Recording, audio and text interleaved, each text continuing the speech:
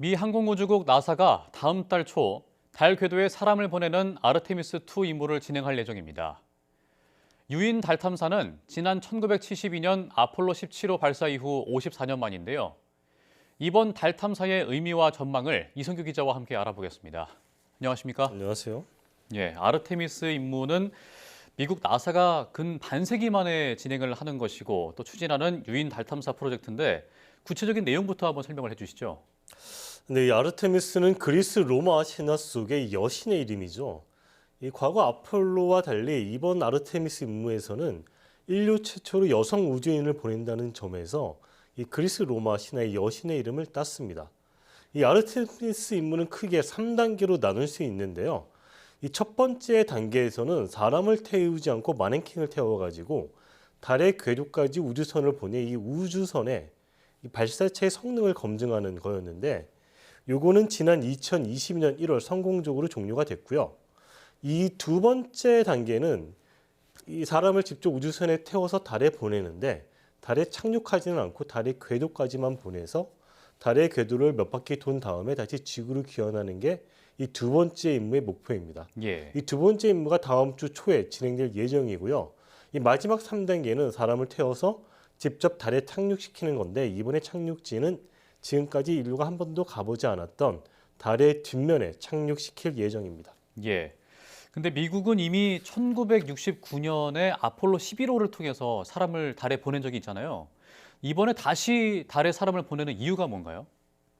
네, 미국의 이 유인 달 탐사 프로젝트는 이 미국의 우주 패권과 밀접한 관련이 있는데요. 예. 앞서 1960년대 이 아폴로 프로젝트는 구스론의 그 스푸트니크 충격 있잖아요. 예. 구스론이 인공위성을 세계 최초로 쏘아 올려서 그래서 이 구스론에 뒤진 우주에서의 패권을 미국이 잡기 위해서 케네디 대통령이 추진했던 거죠. 이 아폴로 프로젝트. 근데 이 아르테미스도 그와 비슷한 맥락이거든요. 지금은 이제 러시아가 됐죠. 이 러시아뿐만 아니라 이 중국의 우주 굵기가 굉장히 매섭거든요. 그래서 미국 입장에서는 이 우주에서의 미국의 우주 패권을 다시 한번 공고해야 되겠다. 그래서 이 아르테미스 프로젝트를 추진하는 게 있고 또 과거 아폴로와 다른 거는 이 아르테미스 프로젝트는 이 민간 기업도 같이 참여를 하거든요. 예. 뭐 예를 들면은 이번에 2차 임무에서 그 우주인들이 타는 우주선의 이름이 오리온 우주선인데 이 오리온 우주선 같은 경우는 민간 기업이 개발을 한 거고요. 또 3차 임무 때 쓰이는 그 달 착륙선도 민간 기업이 개발한 걸 쓸 거거든요. 예. 이런 점에서 이제 과거 아폴로와 달리 민간 기업의 참여도 점점 커지고 있다. 이렇게 볼 수가 있습니다. 그렇군요.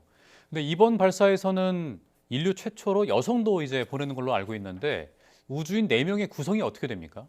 근데 지난 1969년 아폴로 11호가 달에 첫 발을 디딜 때는 총 탑승 우주인이 3명이었잖아요. 예. 근데 이번에는 이제 거기에 한 명 더 늘어서 총 4명의 우주인을 달에 보냅니다. 예. 근데 그 면면을 들여다보면은 이 리드 와이즈먼, 빅터 글로버, 크리스티나 코우, 제레미 헨슨인데요.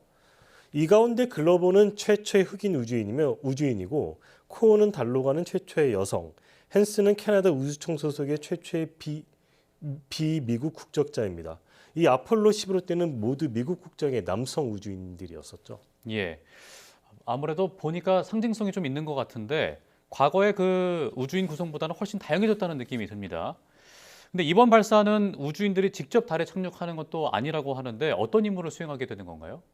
네, 아르테미스 프로젝트의 최종 목표는 인류가 지금까지 가보지 않았던 곳이거든요. 달의 뒷면. 달의 앞면만 갔었거든요. 아폴로 예. 때는.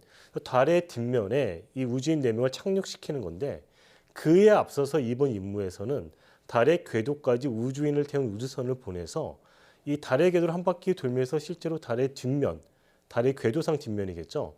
거기까지 우주인이 한번 가고요. 그 과정에서 이 우주선이 제대로 작동하는지 또 지구와의 통신을 원활하게 진행이 되는지 또 우주선 안에 있는 그 생명 유지 시스템은 제대로 작동하는지 등을 점검할 예정입니다. 예, 그렇군요. 지금 뭐 미국 현지에서는 한창 발사 준비가 바쁠 텐데 최근 아르테미스 로켓인 스페이스 론치 시스템이 발사대로 이송이 됐다고요? 네, 이 아르테미스 임무에 쓰이는 로켓을 스페이스 론치 시스템, 줄여서 SLS 로켓이라고도 부르는데요. 예.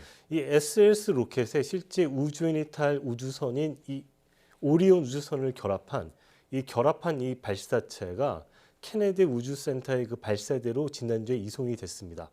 이 나사는 이제 곧 이 발사대에서 최종 점검을 거칠 예정이고요.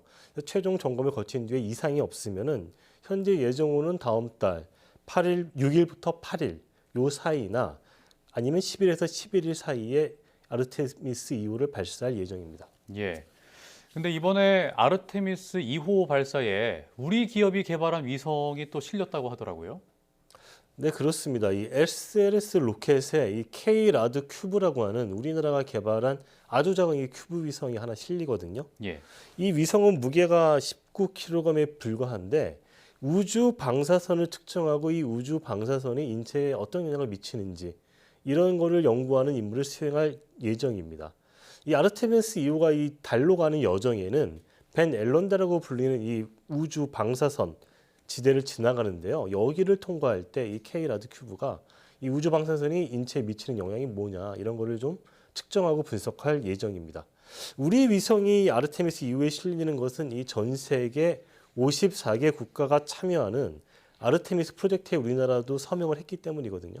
그래서 이번 발사를 계기로 우리나라와 이 글로벌 우주 협력이 좀 더 한층 강화되는 계기가 될 것으로 기대되고 있습니다. 예, 알겠습니다. 지금까지 아르테미스 2 임무에 대해서 이성규 기자와 함께 짚어봤습니다. 오늘 말씀 고맙습니다.